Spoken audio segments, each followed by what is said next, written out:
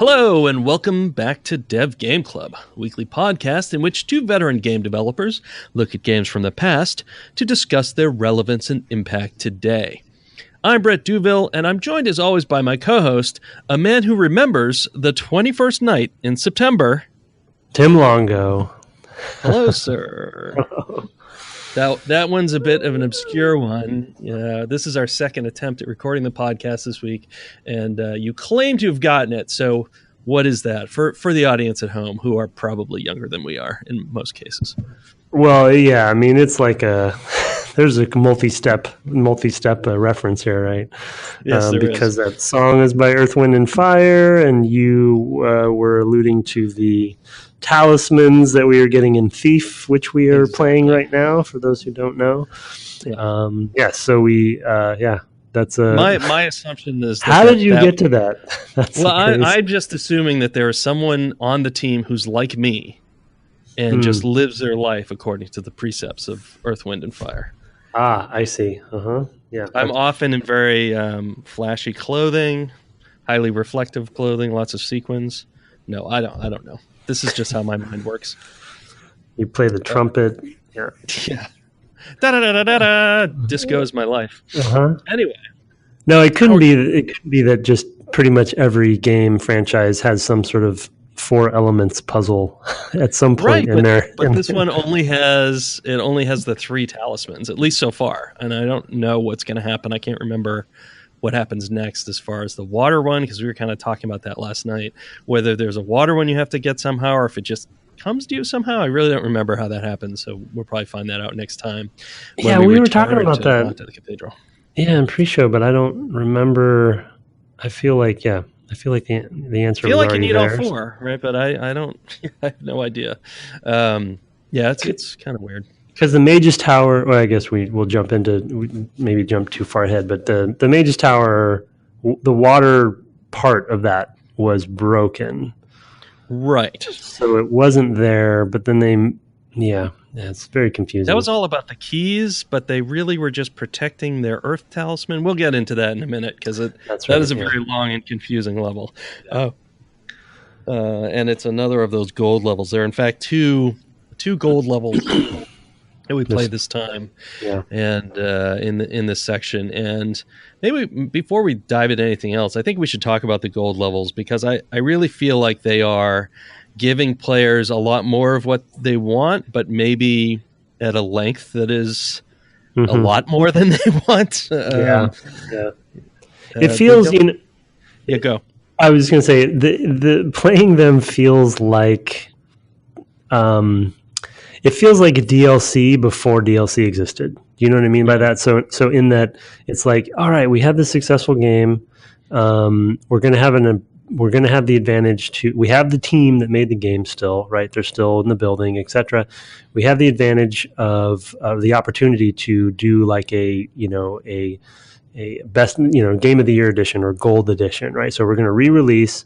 We have some time. Let's think about all the things that people loved about the game that we didn't see, that we didn't anticipate. So we're going to put that into this extra content, and with kind of no limitations, right? It's like, well, we're just extending. So like whatever we want, because this is the special edition, as opposed to sort of like curating it in and amongst the flow of the actual game. You know what I mean? Mm-hmm. DLC kind of often can, it's additive, right? It's added on, and these I don't know, these felt like, I don't know.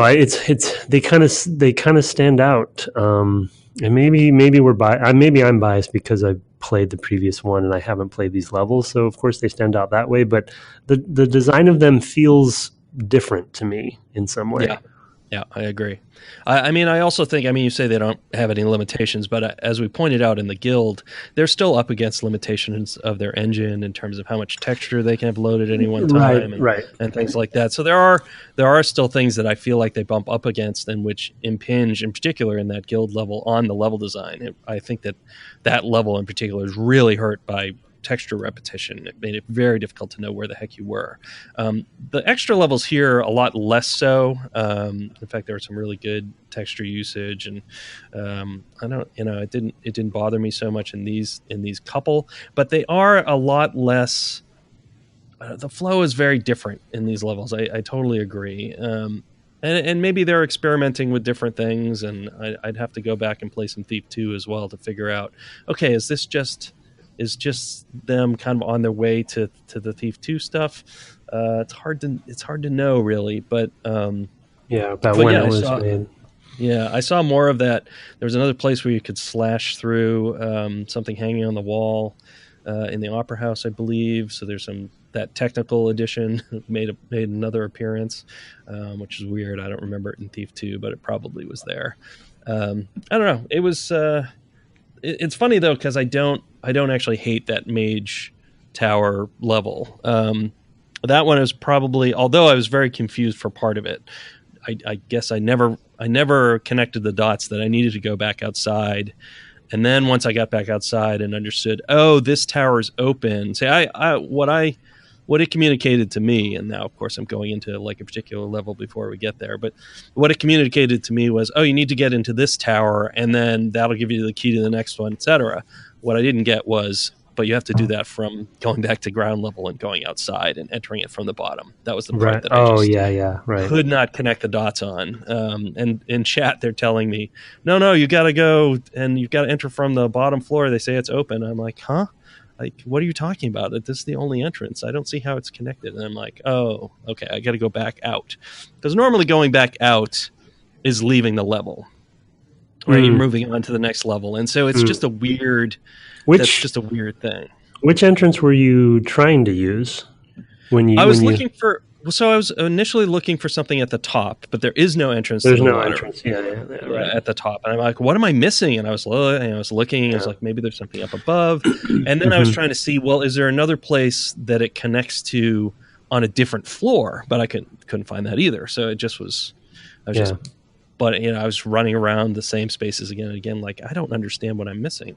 My problem ended up being, in retrospect, I didn't. I basically didn't use the objectives, I think, the way they had intended for me to, because the clue you get in the library was the clue I needed on what to do next. But what I ended up doing was scouring the whole level before going there. And I didn't really, and I didn't actually go into the entrance of the water tower to see that it was broken, because I'd gone to one of the air tower first and saw that it was locked, and so I just assumed everything was locked. And so I cleared the level of enemies. Like, I knocked everybody out. There was nobody left, and I was like, what do I do? And in fact, the library was a little bit weird to get to, for me at least, and so I didn't even find that early enough. So I don't know. So then once I found that out, I felt dumb, because then I was like, well, I spent all this time doing something I didn't really need to do per se. Right. But yeah. But it was interesting. Yeah, no, it's not horrible. Anyway, we'll get back to that. Let's actually dive into our topics now that we're I don't know, probably 10 minutes in already. The first one we had was sort of talking about the objectives, and we actually both had the same experience in the Haunted Cathedral level, that the last objective we satisfied was how much gold you need to exit the level. What happened for you? I feel like we probably ended up picking up the same stupid plate, but tell me a little bit about that and your thought about the objectives generally.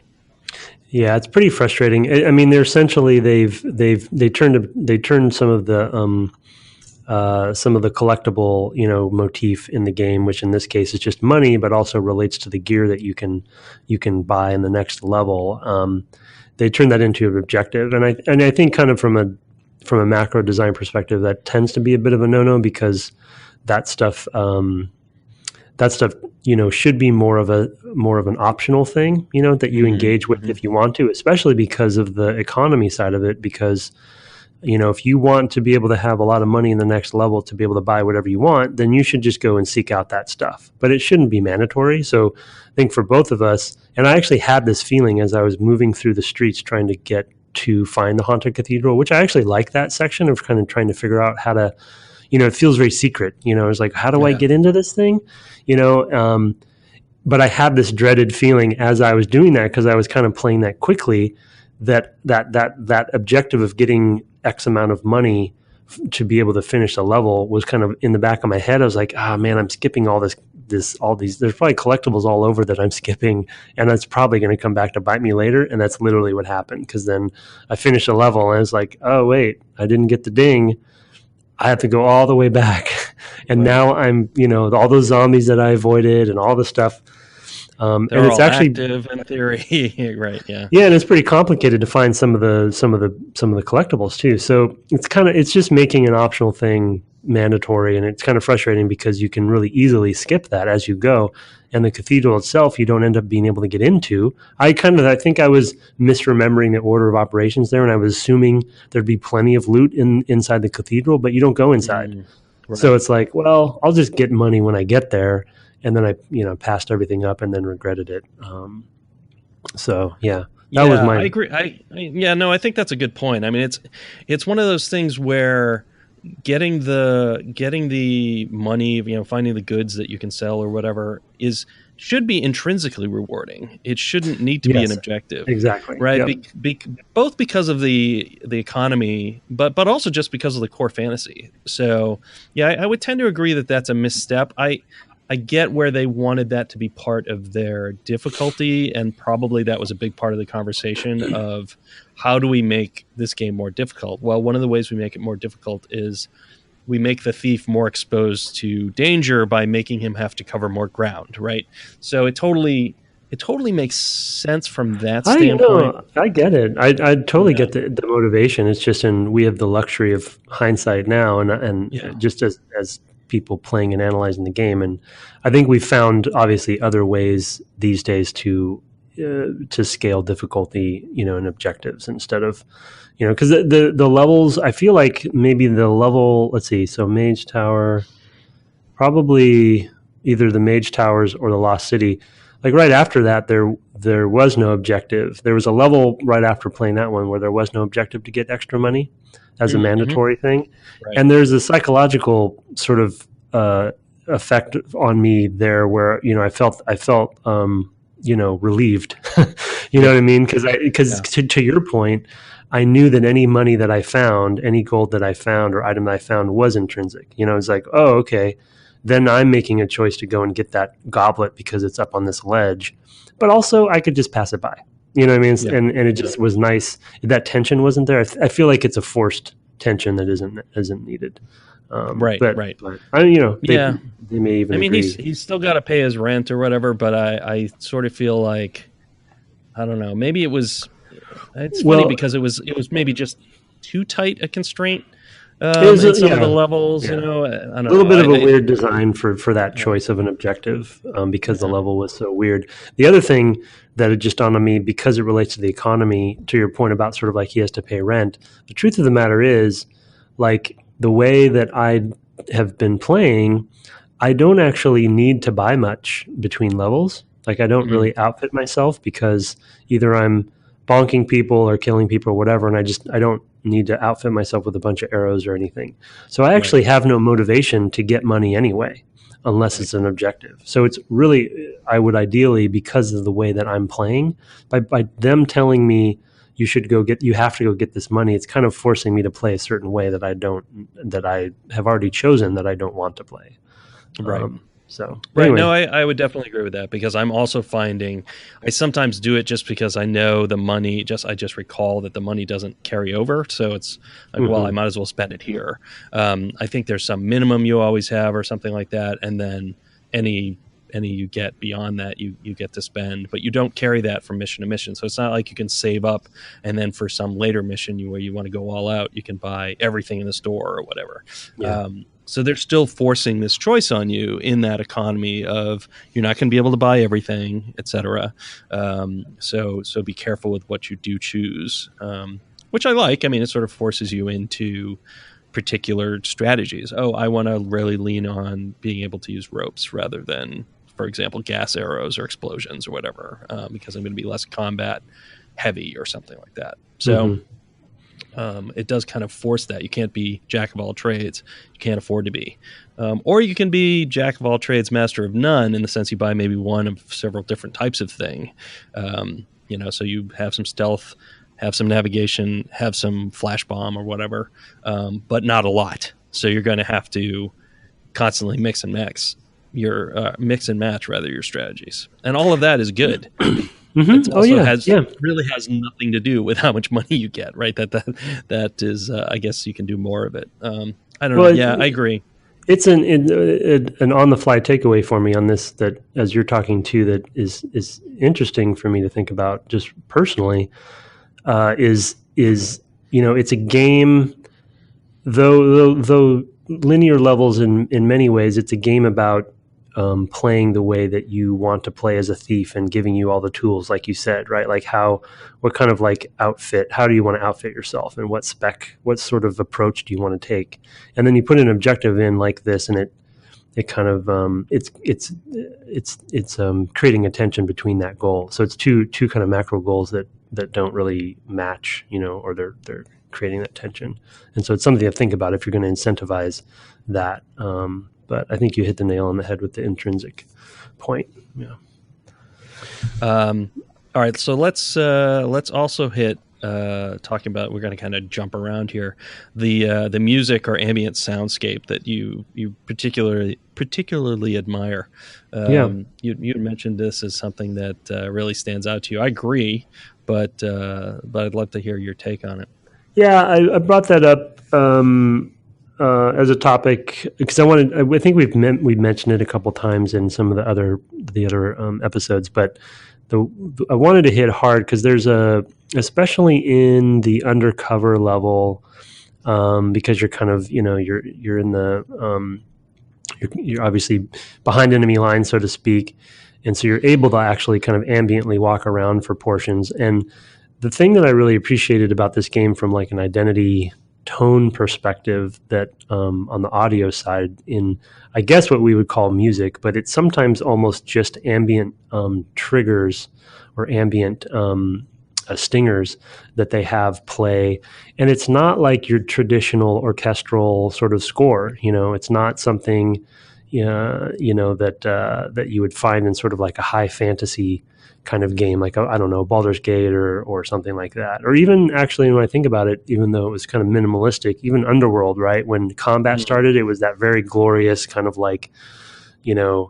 D&D kind of Tolkien-esque, like, yeah, I'm an RPG hero, But here it's very toned down. It's also very ambient. It's very spooky, and when there is sort of music, it's very minimalistic, and it just created, I remember back in the day playing it because it stood out, because everything in the games industry at this time, and really is always this way for the, we still have problems with this, but it's always so kind of like exaggerated and just overwrought. Yeah.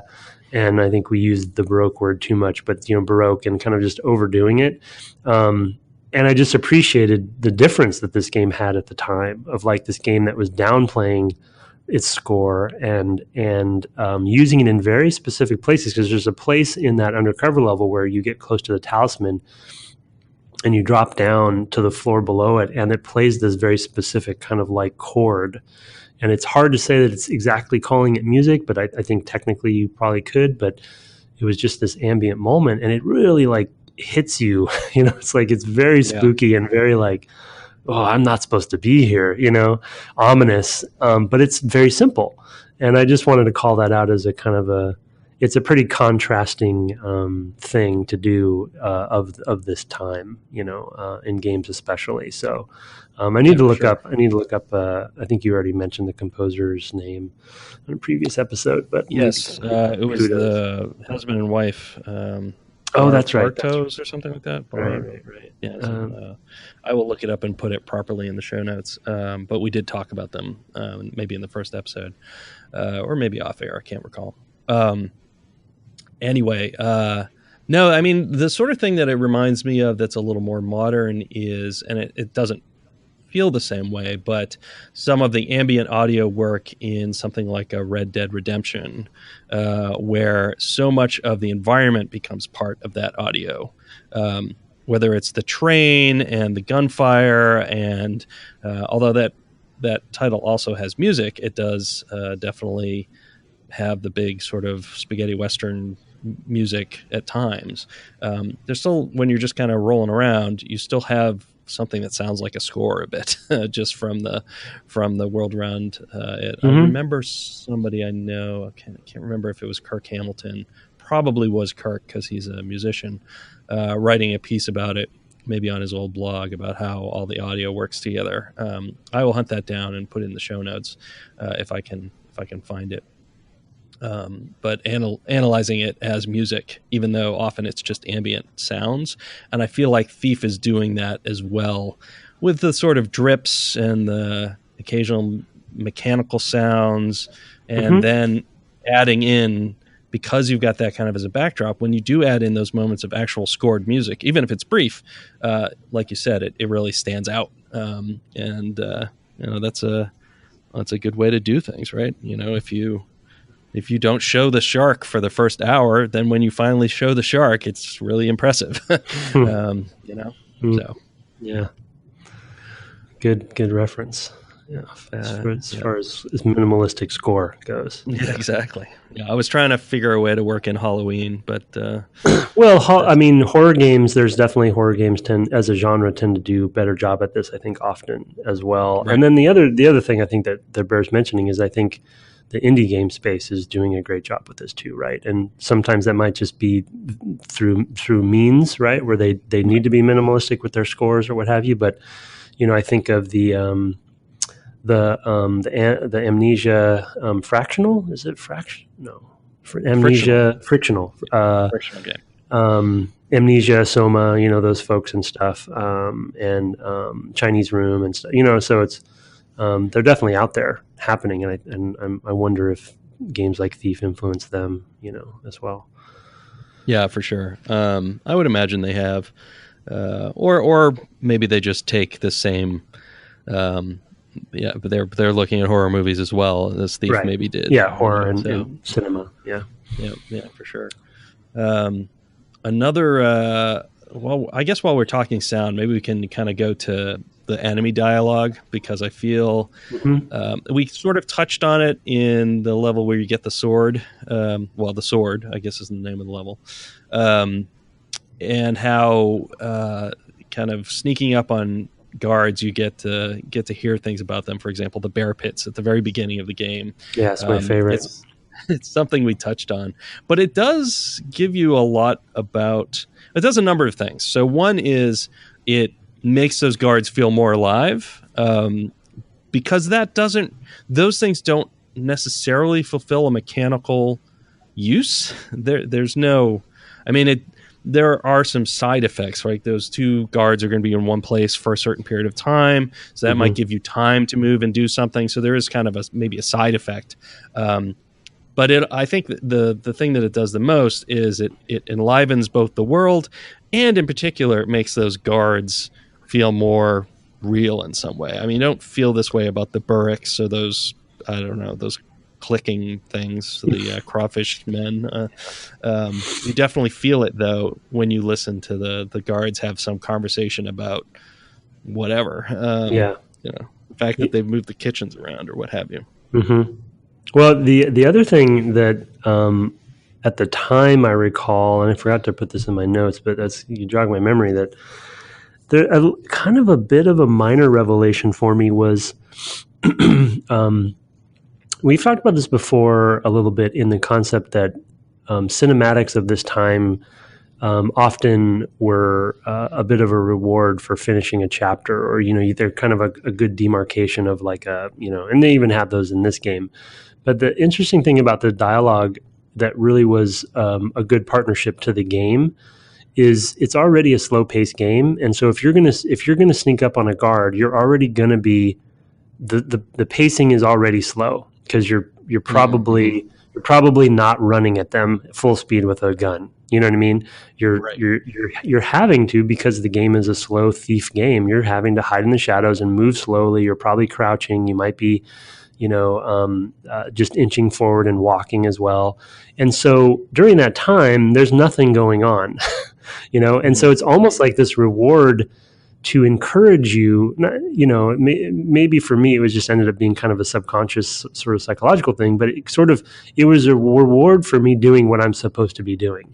It was like, okay, yeah, I'm going to be sneaking around this corner, and while I'm doing that, these two guys, I'm kind of getting this reward of this actually well written, fairly well voice acted little exchange that is kind of funny, and it gives me a little bit of humanity, which, we talk about No One Lives Forever occasionally, as far as like hearing the humanity behind the enemies of the time that was sort of like revelatory too. But it just kind of, and it additionally does what you were saying, is it kind of fleshes out the world and gives them character. But I just felt like they could have easily not done it, but during that time of setting up that sequence, nothing's going on other than you moving very slowly. So it's like, well, I'm doing this already. I might as well listen to this cool exchange about a bear pit fight, which I just is ingrained in my head forever as one of my favorite kind of NPC eavesdropping moments. Yeah, I mean, you mentioned No One Lives Forever, and the difference there, I think, is that is a game that has an even wider sort of variety of ways you can play it, because you don't have to stealth at all in that game if you don't want to. You could purely tank it. But those voice lines, those conversations that guards have, they're some of the best content in the game, and you only get them if you stealth, because that was an explicit reward. Or take pauses. Right, exactly. They definitely knew that you were going to do that, and they sort of encourage the stealth play therefore. So actually, also, that team, I think, went on to make Fear, so that's another horror game we may look at someday. Well, then, to your point about sort of like the not mechanical, but the sort of the clockwork. The other thing is, if they're out of sight, there is a bit of a gameplay purpose to it, because you can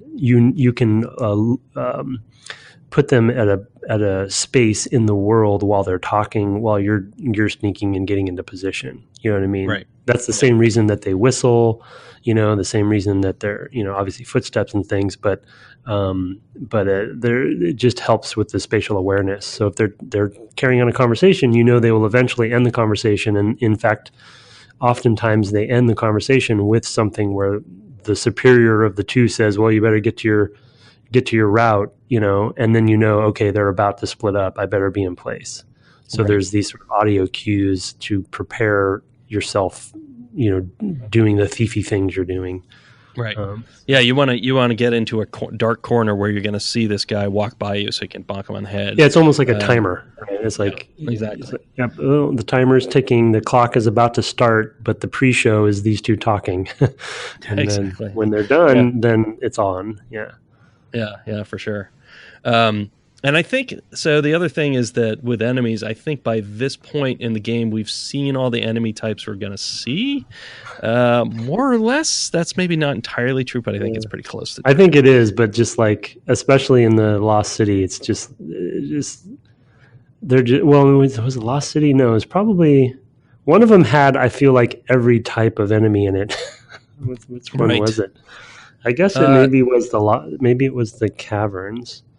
Yeah, I think it was the one after. One after Lost City, because it had the crawfish. Because all the pictures of the crawfish people were on the walls in the Lost City, which was kind of weird. I didn't remember that, but that's a very small detail. So, and then there's the one Cthulhu statue. Weirdly enough, that he actually, did you see that in the Lost City? And then he comments on it. He says something like, "That's," he says, "That's very weird," or "That's creepy." No, he says that's creepy, and it's this, it's human size ish, but it's clearly a Cthulhu like priest or something, and if you look at it, he actually comments on how creepy it is, and then you end up kind of around it. Maybe you didn't see it. You didn't get. I may not have. I don't remember that moment. Yeah, although I was in that level for a long time, so it's hard to remember everything about it. Yeah, level. Some of the levels are huge. Well, so we've seen quite a variety, and so there are the burricks, of course, which we saw last time, and the clicking things, the crawfish, whatever, fishy people. What a weird creature that is. That's of the humans, the Cthulhu thing, because they feel Cthulhu-y. They, that's a good point. Yeah, they do. They do feel Cthulhu-esque. there's also the of the humans, we have basically the priests, the mages. Basically, those have spell attacks. Though if they've seen you, you can just sort of keep bonking on the head and interrupting their spell attacks most of the time. And then what else do we have? There's the guards and hammer. The two different types of guards. We have the fireballs, the spiders, right, and the fireballs. Oh, the spiders are my least favorite. Yeah, not good. They're kind of like the monkeys in System Shock 2, right? They're just conveniently not in the place where they're easy to, but they can get close to you and they can do you a lot of damage. Yeah, for sure. Yeah. Right, they're very frustrating, especially the little ones because they're hard to draw a bead on quickly. Yeah, they can be very difficult. I do like the fireballs because you can put them out with water arrows. Yeah, that's clever. Yeah, that's clever combo. That's a great sort of moment. You don't have anything equivalent with any others. There is no use for the rope arrow or the moss arrow to put things at, to kill things, but there's this great use of it for those things. I love that. Well, that's a good example of a crossover of a valuable resource that's used for two different purposes, and the decision making you have to make on that, which is that's a great little piece of design there, and they kind of allude to. I guess maybe those are elementals or something. I don't know. They mention elementals in some of the written texts that you pick up, but you don't really. I don't think you meet anything else like that. But I think it is unique. Yeah, it's just some of the supernatural stuff. I just always remember catching. We've talked about it some, but it always caught me off guard because they go further than I thought the game was going to go. And there are also, I guess, there are sort of ghosts, basically specters. Oh yeah, that's right. Yeah, there's ghosts. Well, zombies. Yeah, ghosts and undead as well. And undead. Yeah. That's quite a lot of variety for this game. Mm-hmm. I think the critters are a lot less successful to me. Like I don't understand the crawfish, fish, whatever people like. What are they doing? Like what are those? Like, what's that about? It's funny because it's hard to kind of get your hands around that. I just don't. I don't really know what's going on. It feels like it's tied into the Lost City somehow, but ancient, just ancient evil-y kind of, that kind of like weird X-File-y kind of stuff. And Cthulhu, I think it's just they wanted, I guess it's just sort of tying in with this sort of forces beyond that are going to kind of come up towards the end of the game. Yeah, the trickster kind of myth, right? And that kind of like nature as the enemy kind of feel and experimentations. It's like who knows? Like this the 90s were all about. I don't know. I feel like it's not an uncommon kind of thing where it's not really fully thought through. I think we talked in the Soul Reaver series, we talked a lot about that too, right? Like just the sort of like the horror design, and how motivated or not motivated that was, but just for the sake of it. I do think that these are the sorts of questions that only come up if you're analyzing a game over the course of multiple hours. for sure. Yeah, this is the only time this has been uttered probably ever. Yeah. But you're right, the variety, especially if you compare it to a game in the same engine with very similar, even sometimes similar animations with System Shock 2. The variety isn't, I don't feel like there was as many. They had kind of more difficult versions of similar enemies in that game, but the searching animation when they're searching for you, I feel like it's very similar to the System Shock, if not identical. It probably is the same one. Yeah, it wouldn't surprise me a bit. The human enemy model, the 3D model is very, very similar too. They had a specific sort of modeling style with that. I don't know what it was from, from the engine or whatever, but I think they were just limited because all the animation and everything was going to be done on this CPU, right? There's no way to accelerate any of that stuff at the time because you didn't have sort of generalized compute of any kind. So you have to do all that stuff in the CPU, and it was all vertex based as well. It was not. It probably was not Bones in '98. I don't think. Oh, interesting. Yeah, I'm more Yeah, even. it's really bones when you go to hardware TNL, which you couldn't count on in 90 and 98 or so. So, yeah. It's a super minor thing to mention, but I because of our podcast goes so deep into things sometimes. The reason I brought the modeling style of the humanoids for both System Shock and for this System Shock 2 and for this 3D modeling of characters at the time, and Tomb Raider is actually a better example of this, tended to be there was an exaggeration to them that was kind of a little more comic booky or sort of larger than life. And I always made note and was a little impressed with the sort of discipline that the Looking Glass games held with because they're not heroic, exaggerated humanoid forms in their 3D models. They're pretty lanky. They're pretty like mundane, if you will. You know what I mean? Mm-hmm. They're not like a Quake Marine or something, right? Which is just like bulky and big thighs and big feet, and they're actually they seem to be trying to actually hit sort of realistic-ish proportions, and in a time when the 90s, especially in video games, where it was like you wanted everything to be larger than life. I always kind of made a small note of that. So, no, for sure. I mean, you definitely compare this to even Hitman or Unreal Engine stuff. I mean, it's definitely all very big, and partly I think that helps, hide the sort of lack of detail as well, right? It's just, it's a big. I mean, granted, it's a little blocky, but it's kind of big and all of that stuff. Yeah, it's they just had a style, you see, definitely. You see their characters. You also see yourself in that, right? And in all of these cases, right? So even though you never see Garrett, you kind of can imagine what he looks like. You never see him in Engine. Right? No, the funny thing about that, though, which is true for this game, though there may be a way to do that in another one of the games. Sorry, total derailment because we're thinking about that, but. There was a co-op patch for System Shock 2 that Reed and I actually played, and so and then you would see you do see each other. Yep, and you can see what the player character and the character is always there. I mean, if if you're climbing up and you look down and stuff, so or at least in that case. But yeah, anyway, so they did have characters there occasionally.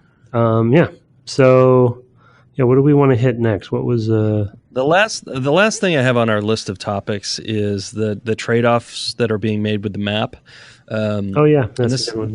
Yeah, something we talk about from time to time is how a game with an in HUD map becomes a map game where you end up looking at the map all the time.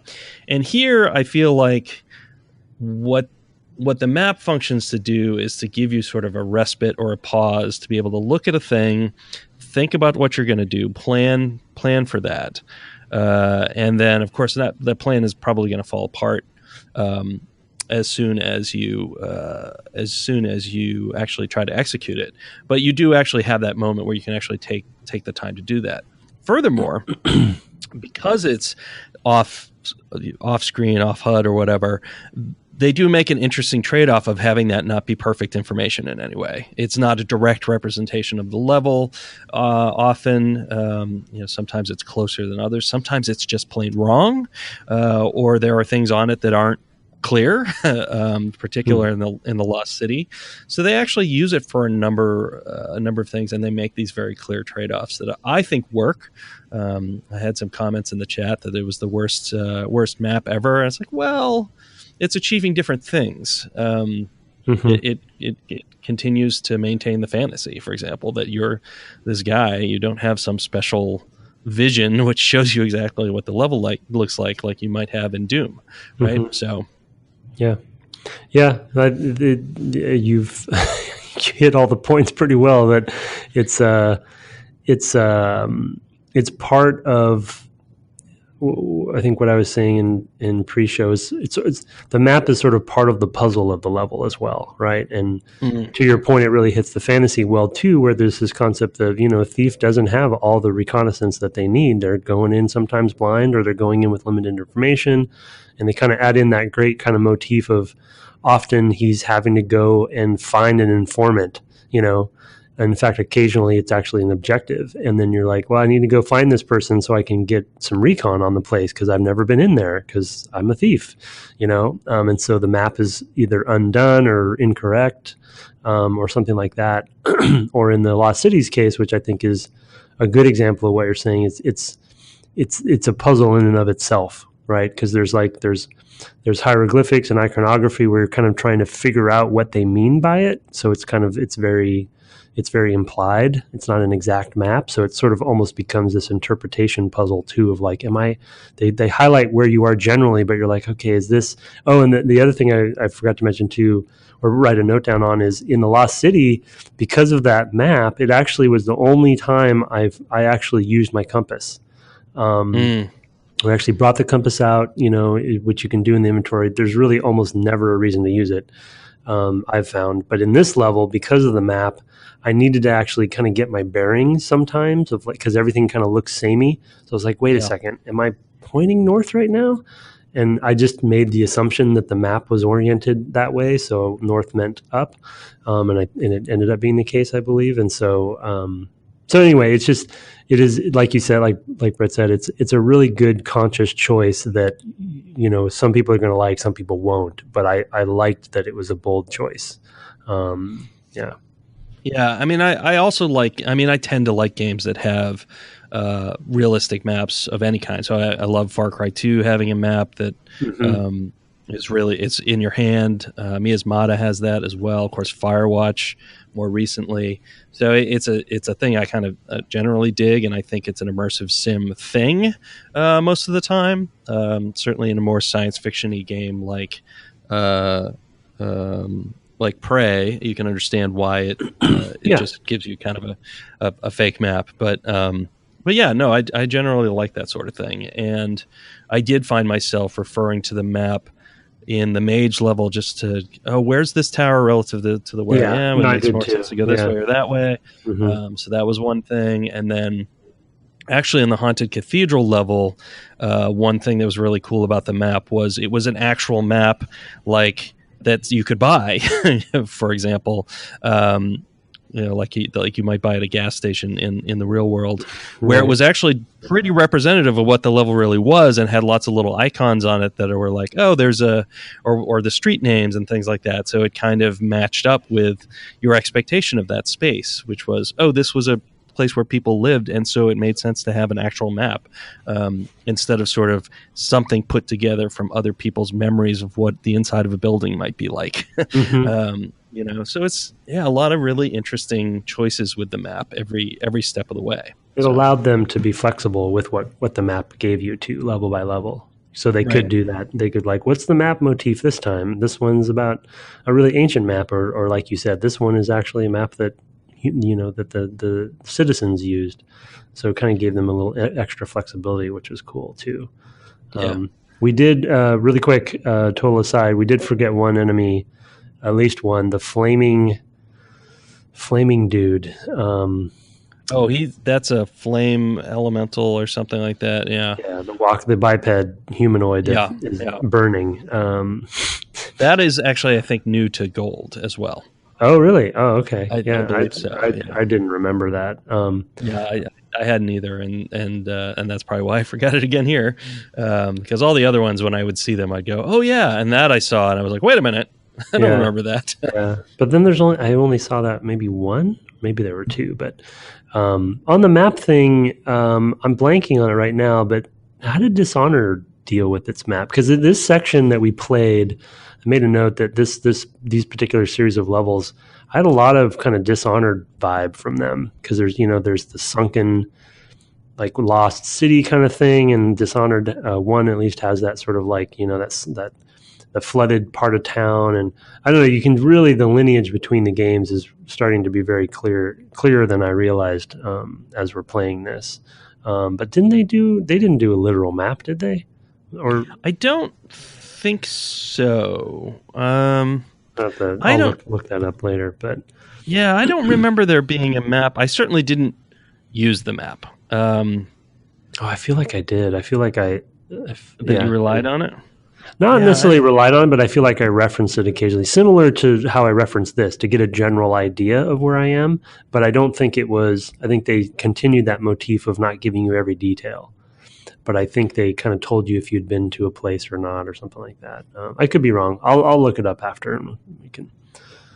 Yeah, I mean, I know that they have them. Yeah, I'm looking actually now and on some wiki and they have them, and I just don't. I'm looking at it going, yeah, I don't remember this at all. Okay. So I think they're probably. I mean, I think they're more like they're informational, and it's not showing you are here either. I think it's literally like an image that is now something you've picked up, and so you can consult that image and get information from it. But I don't think it's it's like Thief's Map. Also, you pick them up as you're playing the level too, right? Don't you? That's right. Yes. Yeah. That is definitely true. Yeah. So it's not. There might be some that you can buy. So I think like you can find a map of the like the bridge level in Dishonored, whatever his name is, Caldwin, I think, and you sort of get a sense of what each section of that bridge is, and getting all the way across it. Right. But it's pretty abstract, and it certainly isn't sort of putting a "you are here" that I remember. No, you're probably right. It's more just kind of relativity. But the level design is great in that game, so it's like it is so good that you don't really didn't need it. Yeah. I mean, it's something that it's different in a game where. I mean, in a sense, this is an exploration game, right? Like in Tomb Raider, because you want to explore these spaces to find the money, and the map's not supposed to be super helpful as a result. And Dishonored is is less of a exploration game in that regard, and more of a target. Like you're going after individual targets, and your objectives are very like get this person, and you have multiple ways to achieve that goal.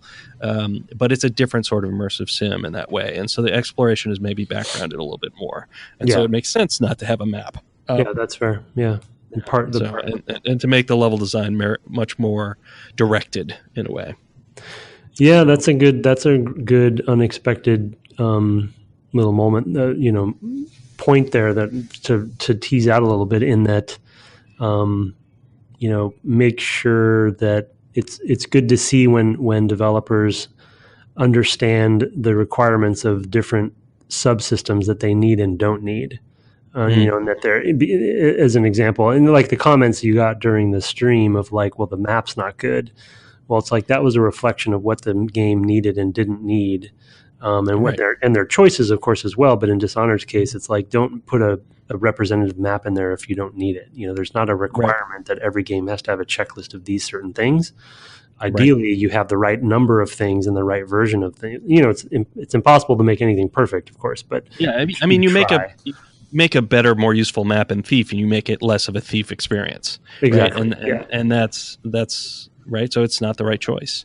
Yeah. These are always everything's trade-offs. I mean, there's a million different ways of trade-offs, but there's also trade-offs just in design options that you're making. So that's kind of why we're going into a deeper dive on the map sort of stuff, because it's like a microcosm of design choices you have to make. And of course that's more your job than mine on a daily basis, but it's certainly something I think about when I play games. Before we, because I'm going to have to go soon, but before we close down, what on this section, I did want to ask you sort of some of your favorite moments in the levels themselves. We can follow up next episode if we have more time too, but I really like the, I remember having this feeling throughout the game up to this point that I really wished that as a Thief fantasy, I would actually be in disguise at some point, and then they deliver that in the undercover level, where you actually get to be in a disguise for a little bit of time, which is something you would think a thief would do, but you didn't do up until that point. So I remember that being a great section.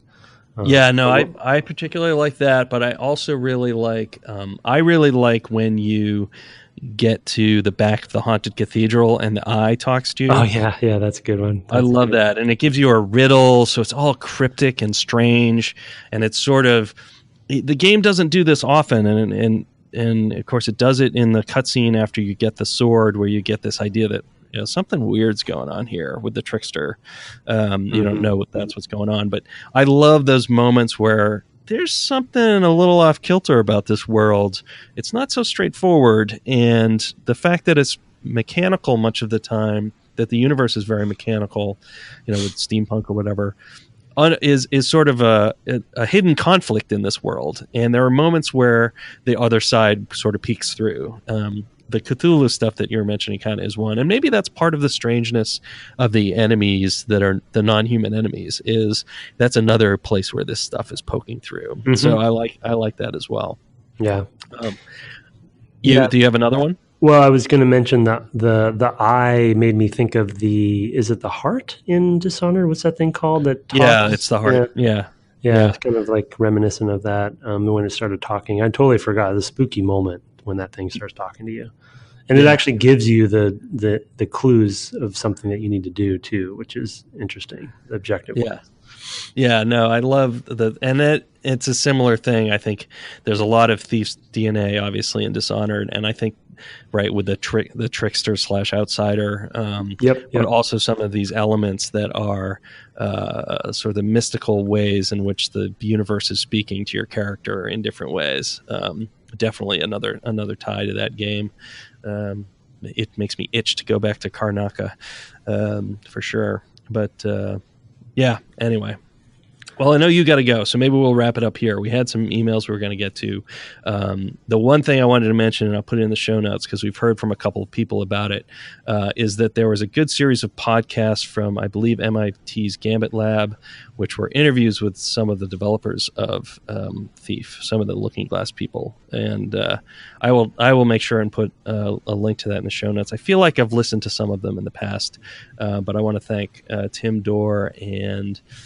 somebody else mentioned this. I didn't know about this. I don't think. Yeah, might be Dan Hunter mentioned it. Yeah, Dan Hunter also mentioned it. Our man in Guernsey. Congratulations on your personal best there, Dan.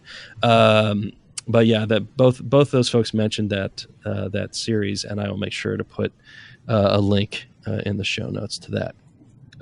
You can send us email at devgameclub@gmail.com, and you can find the podcast on Twitter at devgameclub. Sorry we're a little late this week. You can also find Tim on Twitter at Tim Longo Jr. with a JR at the end. I am blogging occasionally again at brettduville.com, and you can also find me on Twitch at twitch.tv/brettduville. Thanks so much for listening, and good afternoon. Good afternoon.